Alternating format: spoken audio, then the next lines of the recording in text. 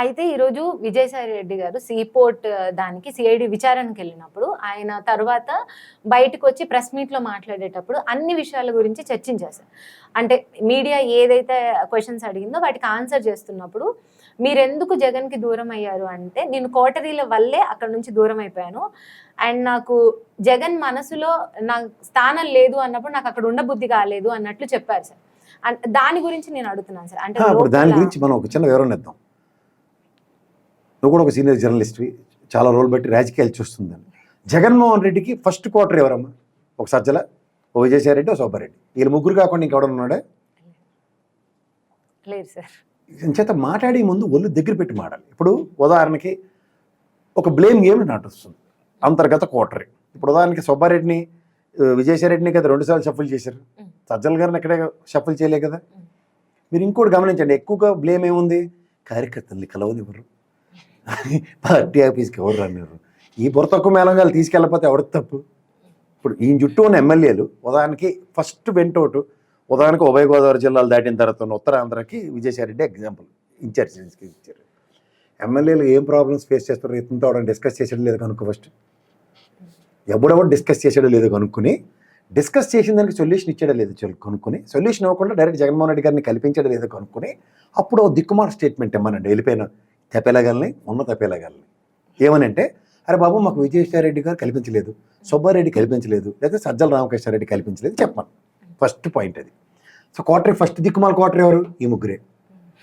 ఇప్పుడు ఏమైంది? ఎవడైనా నీకు చూడు, సుబ్బారెడ్డిని కానీ విజయసాయి రెడ్డిని కానీ ఎవడైనా ఫలిత మాట అంటుండా? అంతసేపు ఆ సజ్జల మీద అలో లక్ష్మణ ఏడుస్తున్నారు. నాకు తెలిసి ఆయన సాక్షి పేపర్ నుంచి వచ్చాడు. సాక్షి పేపర్ సీజ్ చేసి జీతబత్యాలు లేకుండా పనిచేసుకుని జగన్ గారి దగ్గర, నాకు తెలిసి విజయసాయి రెడ్డి అనే వ్యక్తి 2014లో అరంగేట్రం చేశాడు రాజకీయాల్లోకి.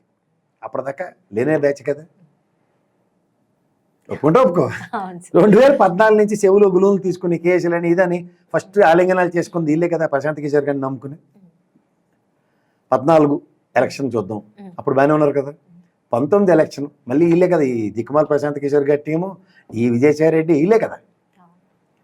24 ఓడిపోయారు కల్లా వీళ్ళిద్దరూ గోపెట్టలో కొండి ఆ సజ్జలను ఎందుకు బకరం చేస్తున్నారు? జనరల్ లాజిక్ కాదు. నాకు తెలిసి బాధ ఎంత ఏంటంటే, గుంటూరు ఆ పరిసర ప్రాంతాలకే కదా సజ్జల రామకృష్ణారెడ్డి ఇన్ఛార్జ్. నెల్లూరు రాయలసీమ అంతా సుబ్బారెడ్డి, విజయసాయి రెడ్డి ఉత్తరాంధ్ర. మిగిలిన గోపెట్ట ప్రాంతం ఏదైతే ఉందో దాంట్లో కార్యకర్తలని నాయకుల్ని సమన్వయపరుచుకుని ఎక్కువ టైము స్పెండ్ చేసింది సజ్జలే. ఇది క్వార్టర్ ఎంటర్ దాన్ని. ఇప్పుడు సజ్జల గారు జగన్మోహన్ రెడ్డి దగ్గర యాక్సెస్ ఉంది. ఎగ్జాంపుల్, సుబ్బారెడ్డికి బాబాయ్ పరంగా యాక్సెస్ ఉంది, విజయసాయి రెడ్డి గారికి ఆడిటర్ పరంగా యాక్సెస్ ఉంది. అసలు విజయసాయి రెడ్డి గారు అనే వ్యక్తి జగన్మోహన్ రెడ్డి పుట్టకాడక నుంచి ఇంకా పుట్టకేలేదు, అప్పటి నుంచే రాజారెడ్డి గారితో శైలి అవుతున్న వ్యక్తి కదా. కళ్ళ ముందే పుట్టినట్టే కదా జగన్మోహన్ రెడ్డి. అమ్మ పుట్టిన మేనమావ కేరకని ఈయనకి తెలియని విషయాలు ఏమైనా కొత్త ఉంటే, original nature of Jaganmohan Reddy మనందరికన్నా ఆయనకి ఎక్కువ తెలుస్తుంది, నీకు తెలుస్తుంది కదా. నాకు ఆయన సూపర్ సీనియర్ సీఏలు గురుగారు అని అంటాం మేము. వాస్తవానికి కూడా పెద్ద మనిషి. పెద్ద మనిషి ఇప్పుడు ఏంటంటే ఒక గేమ్ నడుస్తుంది గమనించు. ప్రజల్లో అవ్వని అడుగు వైఎస్ఆర్సీపీ సపోర్ట్, ఈ సజ్జల నుంచే అనుకుంటున్నారా? అనుకోవట్లేదు. అంటున్నారా? అంటలేదు కదా. అంటే కోడిపేటలో సజ్జల్ని బుక్ చేశారు అందరూ కలిపి. ప్రతి ఒక్కటి ఫ్రస్ట్రేషన్లో వెంటోటి ఎవరి మీద? జగన్మోహన్ రెడ్డి అప్పుడు ఏమనలేడు. విజయసాయి రెడ్డి గారికి ఒక స్థాయి పరంగా ఆయన ప్రొఫెషనల్ కాబట్టి ఎవరు దగ్గరికి వెళ్ళారు మాటలు. సుబ్బారెడ్డి మళ్ళీ చుట్టపోడు కాబట్టి ఎవరు ఏమనలేరు. కోడిపేటలో దొరికేది ఎవరు? సజ్జల గారు. ఓ పక్క జీతబత్యాలు లేకుండా సంవత్సరాల తరబడి సాక్షిలో పనిచేసి వచ్చి పార్టీని నమ్ముకుని 2014 ముందు నుంచి వచ్చి జనరల్ సెక్రటరీ పార్టీ కోసం కష్టపడుతుంటే అమాయకంగా పెద్దానికి అలా బ్రహ్మానందం గారు గుళ్ళు పేల్చిన డిస్కౌంట్ అందరూ సజ్జల మీద గురి పెడుతున్నారు. గమనించావు తల్లి? జస్ట్ లాజిక్ చూడు. వీళ్ళు ముగ్గురు ఇన్ఛార్జ్ మళ్ళీ 3 ప్రాంతాలకి. రాష్ట్రానికి 13 జిల్లాలని ఎడదీశారు. ఎవరి జిల్లా వాళ్ళకి ఇచ్చారు. ఎవరి పని అది చేయమన్నారు. ఎవరు ఎమ్మెల్యేలను వీళ్ళే ఫస్ట్ ఫైటింగ్ పాయింట్లకి వెళ్తారా, వీళ్ళనే ప్రక్షాళించమన్నారు. వీళ్ళు నెక్స్ట్ లెవెల్కి తీసుకెళ్లవలసిన బాధ్యత ఎవరిది? వీళ్ళు ముగ్గురిదే కదా. వీళ్ళెవ్వరికీ లేని బాధ ఈయన ఒక్కడికి ఎందుకు వచ్చింది? ఇది గేమ్ అంటారు కదంటారు. అంటే ఇప్పుడు జగన్మోహన్ రెడ్డి గారి దగ్గర ఉన్న అస్త్రాలు ఏంటి? 11 స్థానాలు ఇప్పుడు గెలిచున్నారు. వీళ్ళని ఎవరిని గెలుపుకోలేడు కదా ఇప్పుడు ఎమ్మెల్యేలని. ఈ రాజ్యసభ ఉన్న వాళ్ళతోనే కదా ఏం గేమ్ చేసినా. ఇప్పుడు చిన్న లాజిక్ వీడు నీ జాగ్రత్తగా వింటే అర్థమవుతుంది. 3 ఎంపీలు రాజీనామా చేయడం, నాది తెలుగుదేశం, నాది బీజేపీ, నాది జనసేన అని కొట్టుకు చచ్చి వీళ్ళందరూ ఎంపీలు ఇచ్చుకున్నారు కదా. మరి విజయసాయి రెడ్డి విషయంకి వచ్చేసరికల్లా ఎందుకు ఎవరిని ఇవ్వాలి, ఎవరిని తేవాలి మళ్ళీ ఈ కూటమి వాళ్ళకి అది ఓటేయవలసింది. అవును. అది బీజేపీ అని, తెలుగుదేశం అని, ఒక జనసేన అని. కానీ ఎవరికి ఇవ్వాలని ఎందుకు చేతులు పీసుకుంటారు జగన్మోహన్ రెడ్డిలాగా? అంటే విజయసాయి రెడ్డి ఒక కార్డు ఓపెన్ చేస్తే దాని యొక్క ఫ్రిక్షన్స్ ఎట్లా ఉంటాయి చూడు. ఇవాళే సిఐడి నోటీస్ ఎందుకు ఇచ్చాడు? ఒక పక్క యువత మీద భరోసా కోల్పోయింది కాబట్టి ప్రభుత్వం దీని మీద ధర్నా చేస్తుంటే ఈ టైంకి ఆయన వాడుతుంది. అంటే ఇటు ఈ పార్టీకైనా ఆ పార్టీకైనా ట్రంప్ కార్డు విజయసాయి రెడ్డి. ఆయన చుట్టూ రాజకీయం నడిపిద్దామని ప్లాన్లో ఉన్నారు అందరూ. మరి ఎవరు ప్లాన్లో ఉన్నప్పుడు మరి జగన్మోహన్ రెడ్డి తక్కువ ఆయన ట్రంప్ కార్డే ఇలా పాశాస్త్రం తీసి ఇచ్చాడు బయటికి లాడుకోవడం ముందెళ్ళి. ఏమని ఆడతారు చెప్పాడు. ఇప్పుడు అంతర్గత కోటరీ ఎవరు వాళ్ళ పేర్లు చెప్పడానికి ఎవరికి నోరు అది వచ్చి విజయసాయి రెడ్డి డైరెక్ట్గా సజ్జల గారినే అన్నారు అన్నట్టుగా టాగోనితో పెట్టేస్తారు. ఇప్పుడు ఆల్రెడీ సుబ్బారెడ్డి గారు సేఫ్ జోన్లో ఉన్నారు, విజయసాయి రెడ్డి కూడా సేఫ్ జోన్లో ఉన్నాడు. సేఫ్ జోన్లో లేని వ్యక్తి ఎవరెవరు? సజ్జల. అంచేత అందరూ కలిపి పట్టే చూపిస్తే ఇప్పుడు జగన్మోహన్ రెడ్డి గారు జనవరి 23 ఎప్పుడో బయటకు వచ్చి అందరినీ కలుస్తున్నారు. ఫస్ట్ కలిసిలోగా అందరూ ఇళ్ళు అందరూ గొల్లు ఎట్టుకోవడం బ్యాచే కదా. ఇప్పుడు ఈ వెంటంతా బయటకు తీయించాలి కదా.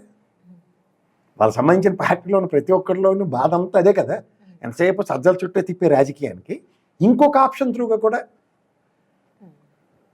ఇప్పుడు గేదెలు కావకి ఎంత కడుపులు అయిపోయి ఉంటాయి. అట్లా ఏం చేస్తాడు డాక్టర్ కష్టం వాడు గురుస్తాడు, అందులోంచి గ్యాస్ వస్తుంది, అడ్డమైన చెత్త బయటకు వచ్చేస్తుంది ఆ కన్నం నుంచి. అదే పని చేస్తాడు. ఇవి ట్రంప్ కార్డులా మా పొలిటికల్ ఈక్వేషన్స్లో ఒక ట్రాజడీ గేమ్ ఎలా స్టార్ట్ అయిందంటే తెలియకుండానే వ్యక్తిత్వ హననాలు, అలాగే వ్యక్తుల చుట్టూ రాజకీయం తిప్పే కార్యక్రమానికి ఎవరైతే తెరలేపారో. ఎన్నాళ్ళు పవన్ కళ్యాణ్ చుట్టూ రాజకీయం నడుస్తుంది. ఇప్పుడు ఆయన ఆడుకోవడం లేదా ఆయనతో ఇలా అన్నట్ట అలా అన్నట్ట అని మాట్లాడే కార్యక్రమం నుంచి ఇవాళ కొత్త ఇంప్రూవ్డ్ వెర్షన్ ఇటు నుంచి కూడా ఒక బాణం తీసి ఇచ్చారు విజయసాయి రెడ్డిని. ఆడుతున్నారు ఎక్కడికైనా చూడు, మళ్ళీ వెండింగ్ పాయింట్ అంతా సజ్జల గారి చుట్టూ తిరుగుతుంది. ఈయన తప్ప ఇంకెవడలు ఇంకేమైనా మాట్లాడుతుండే ఆ పాయింట్ ఎంతవరకు ఎక్స్ప్లోర్ అవ్వగలదు అన్న దాని మీద టెస్టింగ్కి ఆయన దగ్గర ఉన్న కార్డులే ఓపెన్ చేస్తున్నాడు. ఆ కార్డే విజయసాయి రెడ్డి. అంటే ఇదంతా గేమ్ ఆడుతుందంతా ఆబ్వియస్లీ గేమే కదా. ఇప్పుడు పాలిటిక్స్లో ఏం చేయాలి? ఖాళీగా ఉంటే ఎంతసేపు సజ్జలను అలా తిడుతున్నారు ఎక్కడో ఫుల్ స్టాప్ పడాలి కదా. వీళ్ళిద్దరు తిట్లు తినకుండా ఆయన ఒక్కడే ఎందుకు తింటుంది? ఆ తప్పు వీళ్ళు ముగ్గురు అయ్యి ఉన్నట్టే కదా. ఇప్పుడు జగన్మోహన్ రెడ్డి గారు ఓటమి వీళ్ళు ముగ్గురు వల్లనే కదా. 3 ప్రాంతాలకు సంబంధించిన బ్యాచ్ వీళ్ళే కదా. వీళ్ళట పచ్చని పచ్చపచ్చనట్టు ఓన్లీ సజ్జల గారు అన్నట్టు. ఎలా ఇప్పుడు పార్టీ ఆఫీస్లో అందరికీ యాక్సెప్ట్. ఇప్పుడు విజయసాయి రెడ్డి గారికి ఢిల్లీ నాకు తెలిసి ఆయన పార్లమెంటరీ ఫ్లోర్ లీడర్ కదా అపోజిషన్ లీడర్ కదా ఉన్నాడు. ఇంకెన్ని బాధ్యతలు ఇచ్చేస్తారండి. పార్టీ జాతీయ జనరల్ సెక్రటరీ ఆయనే ఇచ్చి కూడా ఇంకా నా మాట ఏంటలేదు లీడ్ మాట ఏంటి? ఇదేంటి చిన్నపిల్లలు కదా. అది జగన్మోహన్ రెడ్డి గారి దగ్గరికి వెళ్ళి మీ స్థాయిలో మీరు మాటలు ఏముంటాయి సార్? పార్టీలో certain things are taking place, అది ఫస్ట్ అవుట్లో చెప్పాలా. చెప్పిన తర్వాత ఎంటలేదంటే దట్ ఈస్ హిస్ డిస్క్రిప్షన్. అది ప్రాంతీయ పార్టీ, ఆయన ఇన్ఛార్జ్. ఆ సోనియా గాంధీని ఎదిరించి వచ్చి చెప్పిన పెట్టగా మీరే చెప్తే మేము విన్నాం, అది నిజం కూడా. అన్నీ మీరే చెప్పాలి అని మీరు చెప్పిన అవ్వాలంటే ఒక్కొక్క టైంలో ఇప్పుడు మీకు జాతీయ స్థాయిలో జరుగుతున్న పరిణామాల మీద మీకు అక్కడ టాస్క్. ఇక్కడ లోకల్ పాలిటిక్స్లో ఫస్ట్ సుబ్బారెడ్డి గారి టీం వచ్చినా సజ్జల గారిని కలకుండా ఉన్నప్పటికి వెళ్ళలేడు కదా. అవడను పలానా సుబ్బారెడ్డి ఫోన్ చేసి మా ఎమ్మెల్యే వస్తున్నాడు, సజ్జల చూడు ఒకసారి లాడి పంపించంటే అదే కదా. దీనికి కోటరీ ఏవో పేర్లు పెడితే ఇప్పుడు జగన్మోహన్ రెడ్డి గారు అనే వ్యక్తి మీరే చెప్తూ ఉంటారు ఆయన ఎవడ మాట అండు ఆయన అనుకుందే చేస్తాడని.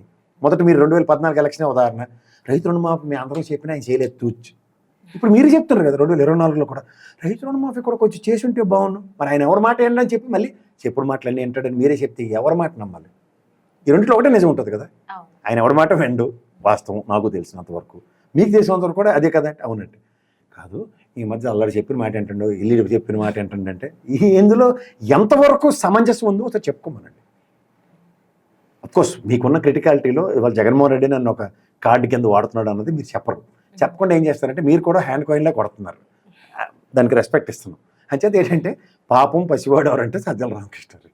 ఆయన్ని ఇప్పుడు అందరూ ఆయన కూడా చాలా బాగా చెప్పాడు ఇందాకలా, అదే నా పేరు చెప్పలేదని. చూసారా మళ్ళీ కాంట్రడిక్షన్.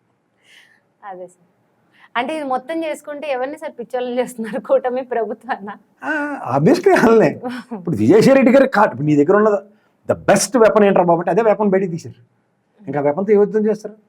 మీకు చెప్పాలంటే అశ్వమేధ యాగం అంటారు తెలుసు కదా. ఈ గుర్రం నేను ఎంత దూరం వెళ్ళినో దాన్ని ఎవరైనా పట్టుకోండి అని, అలా విజయసాయి రెడ్డిని పట్టుకోండి చూద్దాం. కానీ ఈరోజు ఒక్కసారిగా విజయసాయి రెడ్డి గారు బయటకు వచ్చి మాట్లాడగానే మొత్తం అంతా ఒకవైపు అయిపోయింది. అంటే ఇందాక మీరు అన్న పాయింట్ ఏదైతే ఉందో కరెక్ట్ సార్. జగన్ ఎవరి మాట వినరు అనేది ఎలా ఉందో ఇప్పుడు కోటరీ మాట వింటున్నారు అని అంటే అది ఎలా రెండు తప్పుడు స్టేట్మెంట్స్ ఒకటే దానికి ఎలా చెప్తారు?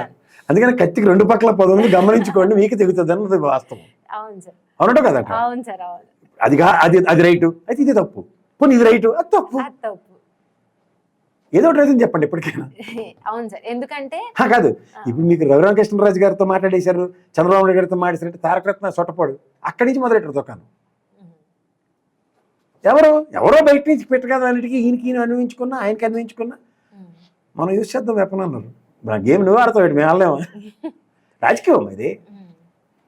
అదే సార్, ఎందుకంటే ఇప్పుడు మీలాగా పొలిటికల్ ఎనలిస్ట్లు అయితే దీన్ని కొంచెం డీకోడ్ చేసి ఇలా చెప్పగలిగారు సార్.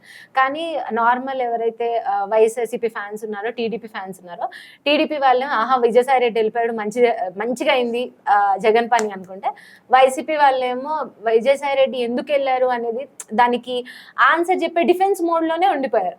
ఇప్పుడు మీరు చెప్పాక అర్థమవుతుంది సార్ ఇదంతా ఒక గేమ్, మొత్తం పిచ్చోళ్ళని చేస్తున్నారు అని. అంటే నేను ఇందులో మీకు నన్ను విశ్లేషకుడికి పిలిచా కూడా చెప్తున్నా, లాజిక్ లేని ఎవడన్నా పని చేస్తాడు చెప్పు.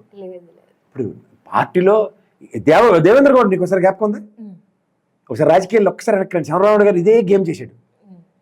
జ్ఞాపకం తెచ్చుకోండి ఒకసారి. దేవేంద్ర గౌడ్ తెలంగాణ ఉద్యమం ఇంత ఉన్నప్పుడు ఇవాళ టీజీ తీసుకొచ్చింది ఆయనే, టీఎస్ నుంచి టీజీ ఫస్ట్ టీఎస్ చక్కర్లు అడ్డించాడు.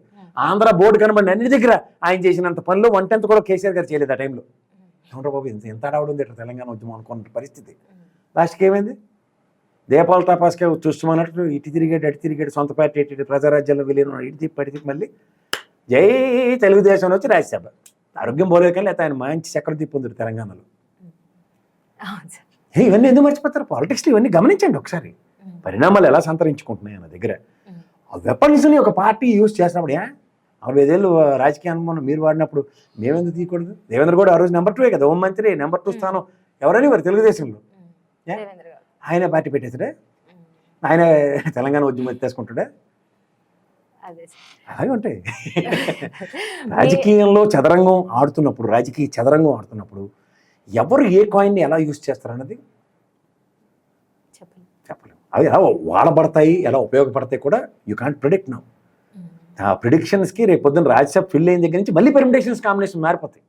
ఎవరితో ఫిల్ చేశారు, ఎందుకు ఫిల్ చేశారు, ఏంటి దాని సారాంశం, ఏంటి దాని మర్మం, ఎంత విపరీతమైన చర్చలు జరుగుతాయి మార్కెట్లో.